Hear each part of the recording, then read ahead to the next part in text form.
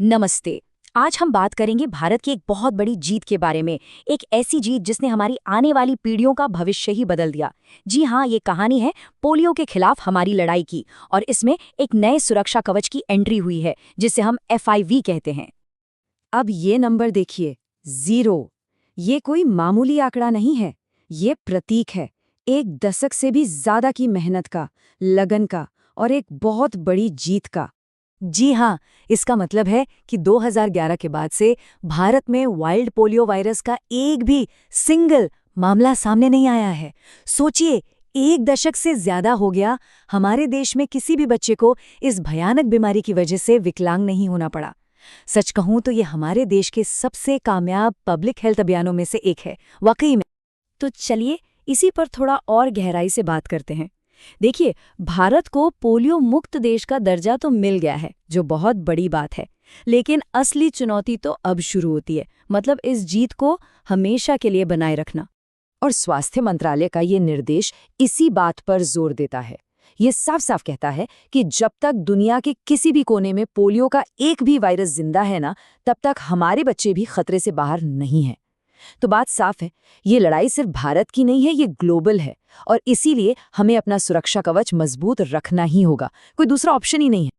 अब यहाँ पर एक सवाल जरूर मन में आता होगा कि भाई, अगर भारत पोलियो मुक्त हो ही गया है तो फिर टीके की एक और खुराक क्यों, क्या जरूरत है इसकी? सवाल बिल्कुल सही है और इसका जवाब छिपा है हमारे भविष्य की सुरक्षा में। तो बात यह है कि हम सिर्फ बचाव नहीं कर रहे हैं, हम एक ऐसा मजबूत किला बना रहे हैं जिसे कोई भेद न सके। लक्ष्य सिर्फ पोलियो को दूर रखना नहीं है, बल्कि हर एक बच्चे के शरीर में एक ऐसी इम्यूनिटी शील्ड, एक ऐसा सुरक्षा कवच बनाना है जिसे वायरस कभी तोड़ ही ना पाए। और इसी मजबूत किले को बनाने के लिए हमारे नेशनल इम्यूनाइजेशन प्रोग्राम में एक नया और बहुत शक्तिशाली हथियार शामिल किया गया है, और वो है FIPV वैक्सीन। तो ये FIPV आखिर है क्या? चलिए इसके नाम को ही तोड़कर समझते हैं। पहला शब्द है इनएक्टिवेटेड।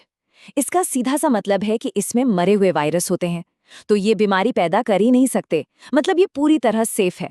और दूसरा शब्द है फ्रैक्शनल। इसका मतलब है कि इसकी बहुत ही छोटी सी मात्रा, एक छोटा सा अंश ही शरीर में जबरदस्त इम्यूनिटी बनाने के लिए काफी है ना स्मार्ट वैक्सीन? एक बात यहाँ साफ कर दूं, ये जो FIV वैक्सीन है, ये पहले से दी जा रहे ओरल पोलियो वैक्सीन यानी जो पोलियो ड्रॉप्स हैं, उनकी जगह नहीं ले रही, नहीं, बल्कि ये उसके साथ मिलकर काम करती है। इसे आप ऐसे समझ सकते हैं कि जो ओरल पोलियो ड्रॉप्स हैं, वो घर के दरवाजे का पहला ताला है, और ये FIV इंजेक्शन, ये है दूसरा और भी ज्यादा सेफ डिजिटल लॉक। दोनों मिलकर सुरक्षा को डबल कर देते हैं। ओके, तो अब आते हैं सबसे जरूरी जानकारी पर, खासतौर पर उन सब के लिए जो माता पिता हैं या घर में छोटे बच्चों की देखभाल करते हैं, कि आखिर ये टीका बच्चों को कब लगता है, कैसे लगता है और कितनी बार लगता है। तो देखिए, नेशनल इम्यूनाइजेशन स्केड्यूल के हिसाब से FIP की कुल 3 डोज दी जाती हैं। बहुत सिंपल है। पहली डोज लगती है बच्चे के 6 हफ्ते के होने पर, दूसरी लगती है 14 हफ्ते पर, और जो तीसरी और बहुत जरूरी बूस्टर डोज है, वो लगती है 9 महीने की उम्र में। और हाँ, एक जरूरी अपडेट भी है। ये जो 9 महीने वाली तीसरी डोज है ना, इसे हाल ही में 2023 में जुड़ा गया है। इससे पता चलता है कि हमारा हेल्थ प्रोग्राम कितना डायनामिक है।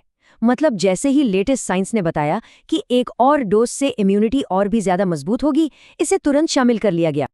ये टेबल पूरी बात को एक बार में साफ कर देती है। पहली डोज 6 हफ्तों पर, दूसरी 14 हफ्तों पर और तीसरी 9 महीने पर। और तीनों का तरीका एक ही है, इंट्राडर्मल। पर ये इंट्राडर्मल आखिर होता क्या है? इसे कैसे लगाते हैं? चलिए अब इस टीके को लगाने के तरीके को ही समझते हैं। और ये जानना जरूरी है कि ये बहुत ही क्विक, सिंपल और सेफ प्रोसेस है, जिसे सिर्फ ट्रेन्ड हेल्थ वर्कर्स ही करते हैं। तो वो शब्द है इंट्राडर्मल। इंट्राडर्मल सुनने में थोड़ा टेक्निकल लगता है, पर इसका मतलब बहुत आसान है। ये इंजेक्शन मसल में या नस में नहीं लगता, बल्कि स्किन की सबसे ऊपरी परत में लगाया जाता है, आमतौर पर दाहिने हाथ में।